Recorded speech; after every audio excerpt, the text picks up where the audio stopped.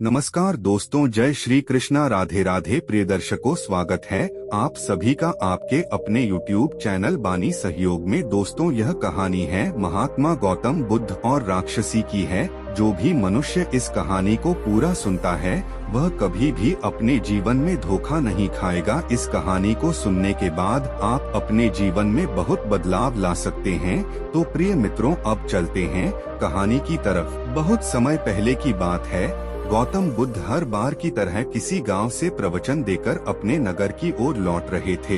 पर जब वह लौट रहे थे तो उन्होंने रास्ते में एक अजीब प्रकार का मौन महसूस किया। पूरे नगर में ऐसे सन्नाटे को देख बुद्ध ने लोगों से पूछा, पूरे नगर में ऐसा अजीब सा सन्नाटा कैसा पसरा हुआ है? आज तक मैंने ऐसी शांति कहीं नहीं देखी।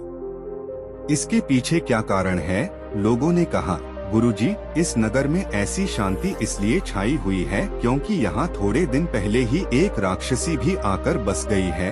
बात यह नहीं है कि वह राक्षसी यहाँ आकर क्यों बसी, बल्कि असली बात यह है कि वह राक्षसी नगर के सभी बच्चों को एक एक करके उठा ले जाती है और फिर उनको खा जाती है।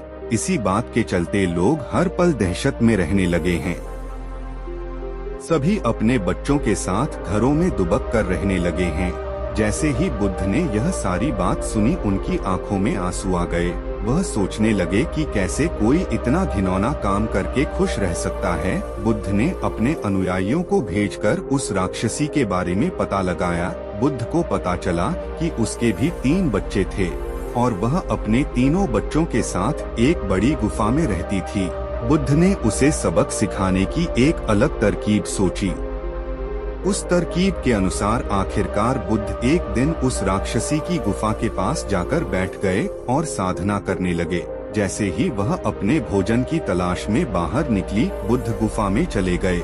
गुफा में बुद्ध ने देखा कि राक्षसी के 3 छोटे छोटे बच्चे खेल रहे थे।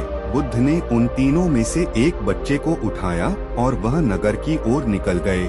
जब राक्षसी शिकार करके वापस आई तो उसने देखा कि उसका एक बच्चा गायब था। अपने बच्चे को वहां ना देख वह बिलख बिलख कर रोने लगी। फिर वह अपने बच्चे की तलाश में निकल पड़ी। उसने अपने बच्चे को हर जगह ढूंढा पर वह उसे कहीं नहीं मिला। आखिरकार थक हार कर वह जंगल में बैठ गई। अचानक ही उसे एक बच्चे की आवाज सुनाई दी। यह आवाज उसके बच्चे से काफी मिलती जुलती थी। अब वही आवाज उसे काफी नजदीक सुनाई देने लगी। अब बुद्ध और उसका बच्चा उसकी आंखों के सामने थे। उसने अपने बच्चे को बुद्ध के हाथों से लेना चाहा पर बुद्ध ने देने से इनकार कर दिया। बुद्ध बोले, मैंने तुम्हारे बच्चे को गोद ले लिया है, आज से यह मेरा बच्चा है। राक्षसी हाथ जोड़कर विनती करते हुए बोली, ऐसा मत कीजिए, मेरे बच्चे को मुझसे अलग मत कीजिए। बुद्ध ने कहा, चलो मैं तुम्हारे बच्चे को तुम्हें सौंप दूंगा। लेकिन क्या तुमने कभी यह सोचा है कि उन हजारों माताओं पर क्या बीती होगी जिसके बच्चे तुम खा गई? उस राक्षसी का सिर मानो शर्म के मारे एकदम झुक गया। उसे आज बुद्ध की बात से समझ आया कि उसने कितनी ही माताओं की भरी गोद सूनी कर दी थी। वह बुद्ध के चरणों में गिर पड़ी। अब उसे अपना बच्चा मिल गया था।